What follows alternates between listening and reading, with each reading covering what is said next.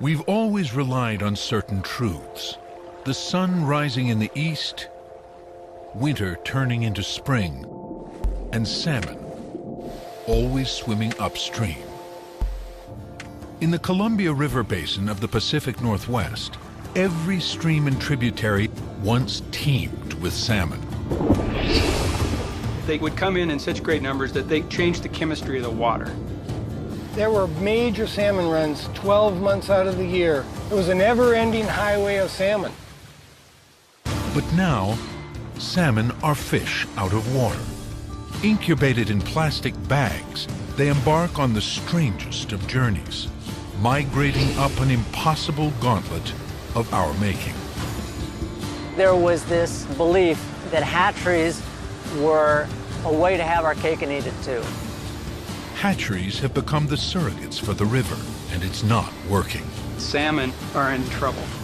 If this creature is removed from the tapestry will unravel. Where do we go from here?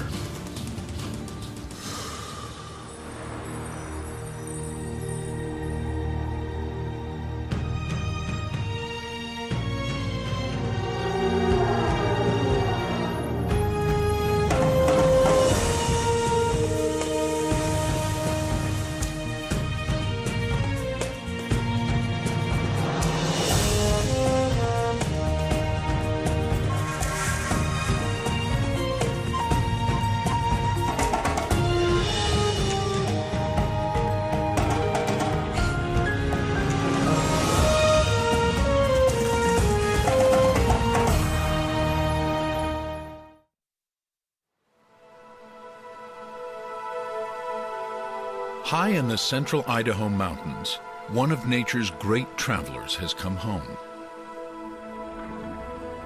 After years at sea, this sockeye salmon fought its way up 3 river systems to reach these spawning grounds before it dies. An Idaho sockeye's final journey is one of the most grueling faced by any spawning fish. 900 miles inland, over 6,000 feet in elevation. Exhausted and just short of their life's destination, they are scooped from the river, weighed and measured, and taken for a ride.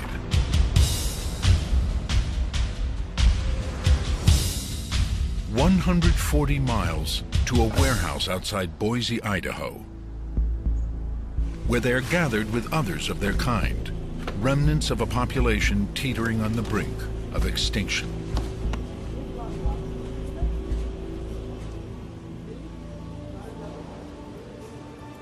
Between 1985 and 2007, an average of only 18 sockeye returned to Idaho each year. Fisheries biologists now carefully control the reproduction of what was once an icon of abundance.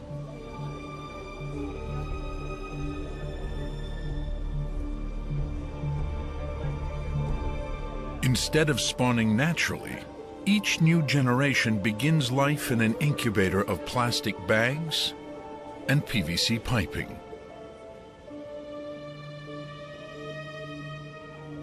These are not farm-raised salmon on menus everywhere. A year from now, they will be released to the river and the ocean, where they'll live like fish born in the wild. But when they return to the Columbia, their heroic climb will bring them here.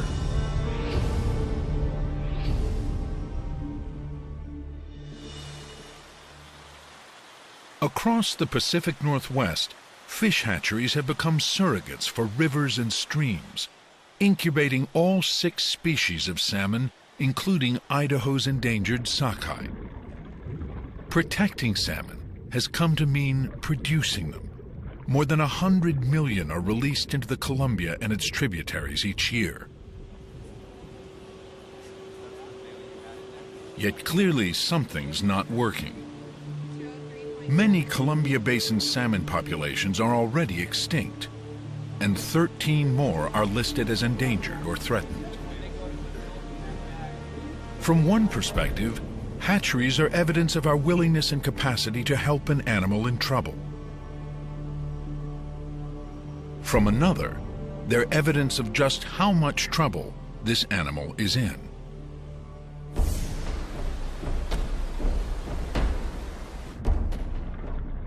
Over millennia, the annual migration of tens of millions of salmon became a defining event for all manner of life in the Pacific Northwest. Now, it's their absence that's shaping the region.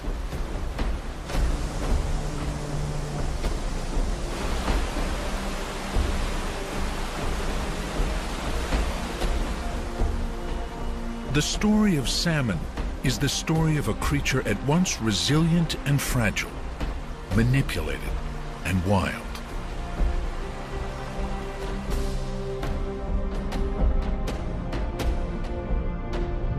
It's one of the nature stories of our time.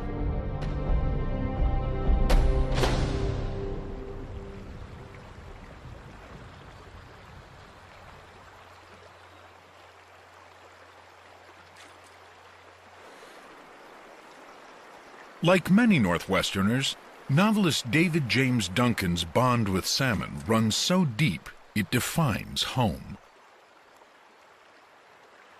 I was moving down through the creek bed, disobeying every rule my grandma had set down for me, and there was a log cantilevered out over a deep pool.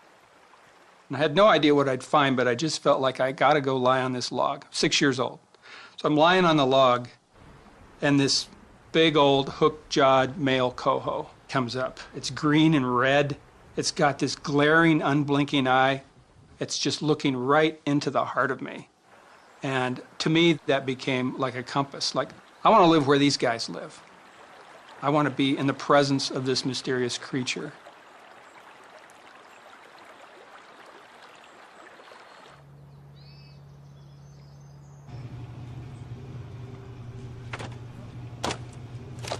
Don't forget that little one that's long in front of the drum there. Sud Soderstrom lives hundreds of miles downstream from David Duncan. Salmon figure prominently in his idea of home, too. The Pacific Northwest is salmon. It's the history of this area. You wouldn't believe how many livelihoods this has supported, just this one little station. And there used to be fish stations all up and down the river. They're like, each one was like a little community. My family's been doing it since 1872. I have a son and some grandsons that like the water too, you know, and then there's things I want to teach those kids.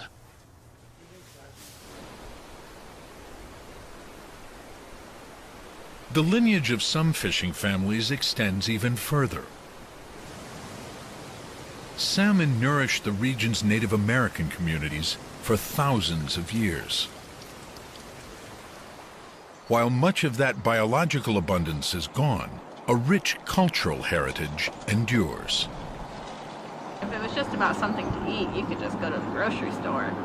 It's not that at all. It's being out here and working hard, staying with the customs and traditions as much as you can in this world. It's not just fish.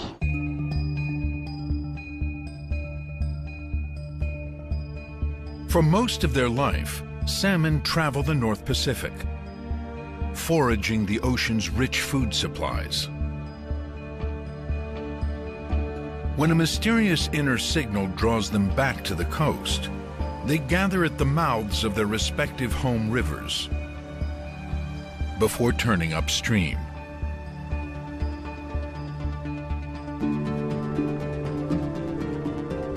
They come in waves, obsessively seeking the streams, often the very gravel beds where they were born.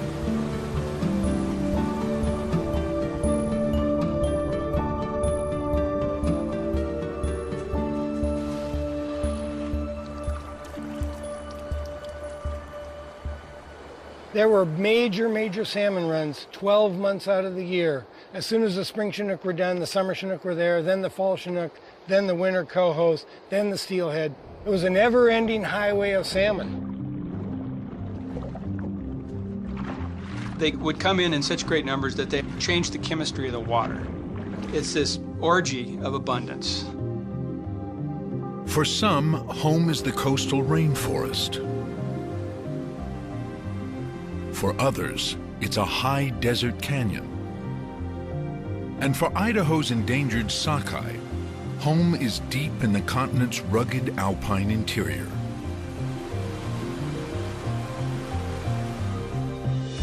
Past 8 giant dams, countless false turns, Idaho sockeye remain insistent on the unique chemical signature of Redfish Lake, a cold water womb in the Sawtooth Mountains, named for the colorful fish that once spawned here in the tens of thousands.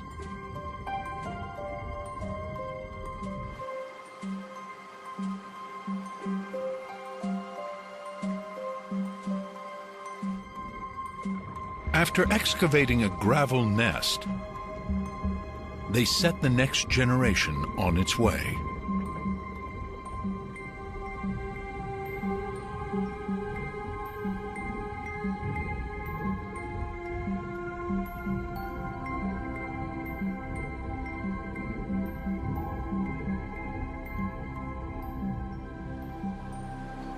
Soon after, they die.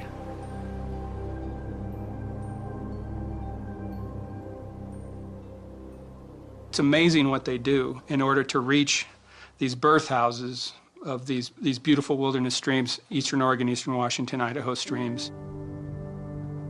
They give up their lives to put thousands of these little glowing red balls into the stone spine of this continent.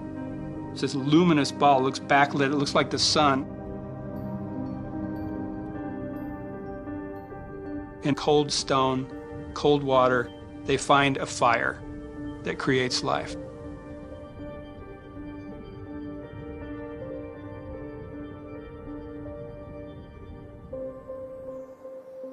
For the Columbia Basin, that fire wasn't just figurative, it was transformative.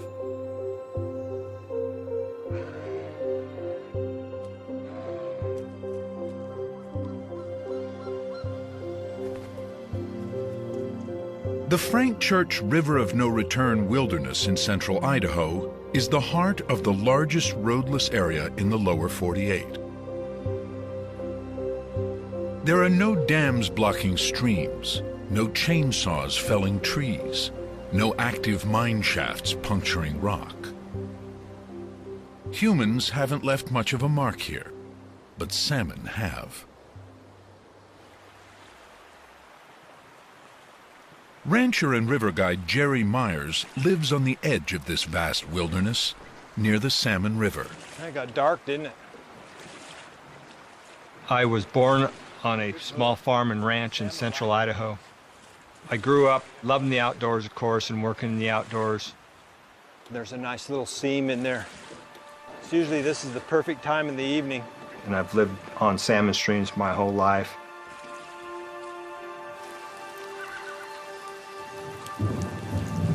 You understand by living out here that things are connected.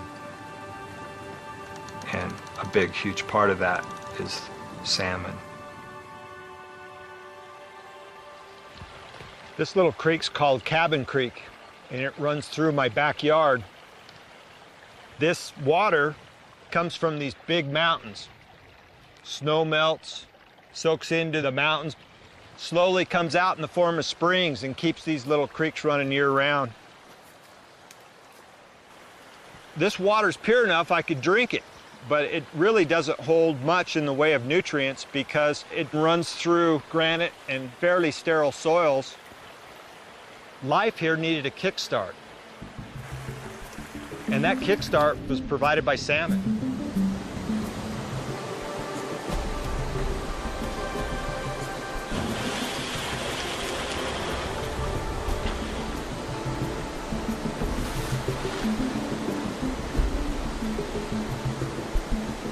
For thousands of years, the biggest component of the food base for this area was salmon.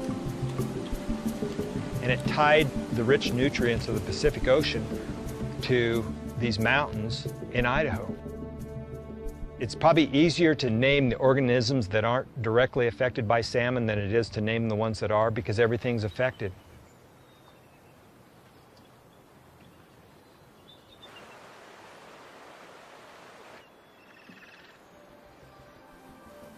Even salmon that escape predators nourish life.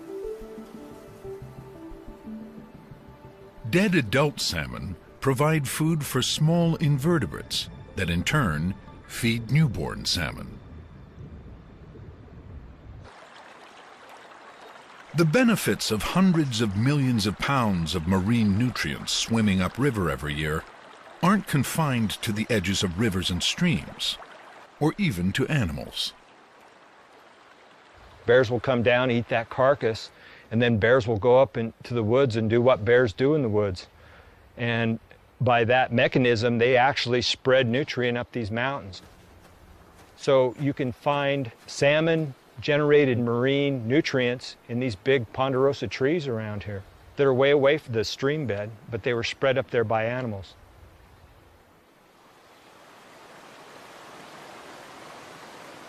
Throughout the Northwest, wild salmon have been the currency of biological richness.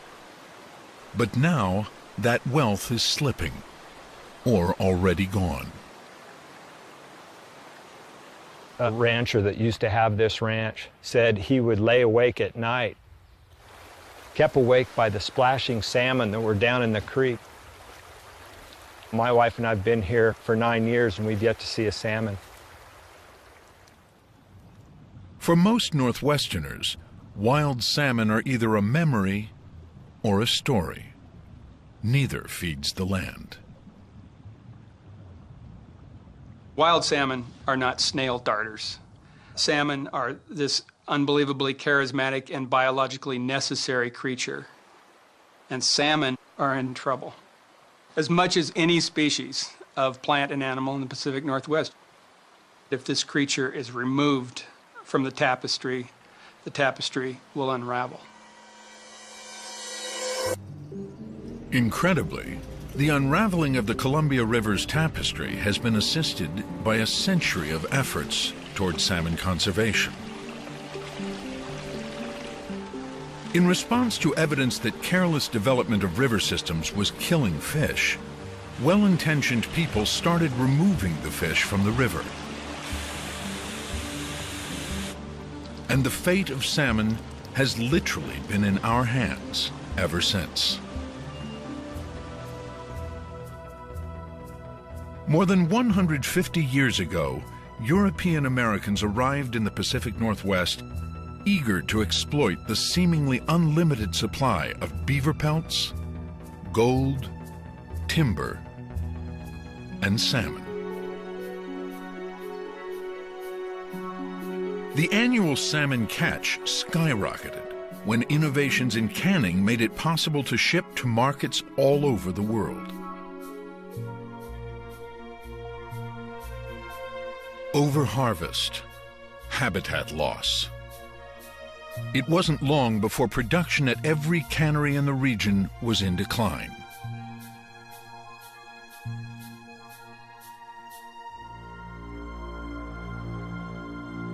Salmon and everyone who depended on them needed help.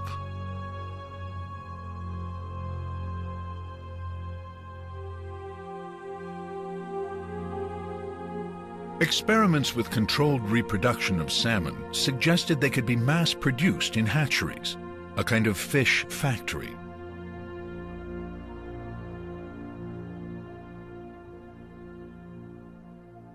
And there was this tremendous excitement because they were able to get 90% of the fish, the eggs, to survive, whereas in nature just a few percent were surviving. And so there was this immediate assumption that for every fish that survived in the hatchery that would not have survived in nature, you were going to have another fish back.